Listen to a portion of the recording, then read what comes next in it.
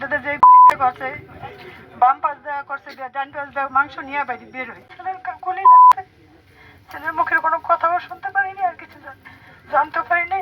পরে সরতি হাসপাতাল থেকে আমার ছেলেরা আনি। গুলি লাগে বিকাল 6:30 কি 7:45 দিকে অনুমানিক। আর ছেলের সাথে আমার সাথে কথা হয় না। একবার 5:30 বাজে কথা হয়েছিল, বলছিলাম আব্বা তুমি কোথায়, কাম আমি এদিকে আসি। তা আবার আমি 6টার দিকে ফোন দিয়েছি, তখনও বলছে আমি এদিকে আসি। এই ছেলের সাথে শেষ কথা আমার।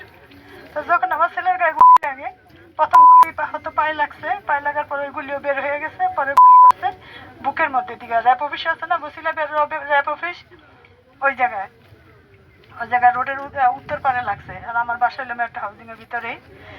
তো আমি খবর পাইছি 7টার পরে, খবর পাইছি যে মিরাজুল ইসলামের গুলি লাগছে। এটা হসপিটালে নেওয়ার পরে ওর সাথে একটা ছাত্র ছিল, তো বলছে যে মিরাজ আন্টি আপনি চলে আসেন, ও তো গুলি লাগছে, ওর এই অবস্থা। আমরা তো যাইতে পারি না, রাস্তাঘাটে যে অবস্থা আমরা পরিস্থিতি।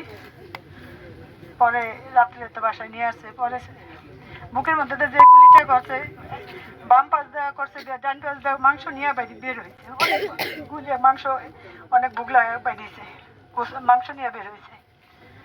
তো এই খবর পাওয়ার পরে আমরা সৌদি থেকে আনি, আনার রাতে 10টা বাজে বাসায় আনি। বাসায় এনে বুদ্ধিজীবী কবরস্থানে দাফন করি। আমাদের ওয়ারিস ছেলে, তা দাফন করি। শনিবার দিন সকালে দাফন করছি। আর এখনো হসপিটালে, কোনো প্রাইভেট হসপিটালে কোনো হসপিটালে নিতে দেয় নাই, ডাকে নিতে এরা নিয়েছিলেও রাখে নাই। তারপরে আমরা সরদি হাসপাতালে, যে সাথে ছিল সরদি হাসপাতালে নিয়েছি।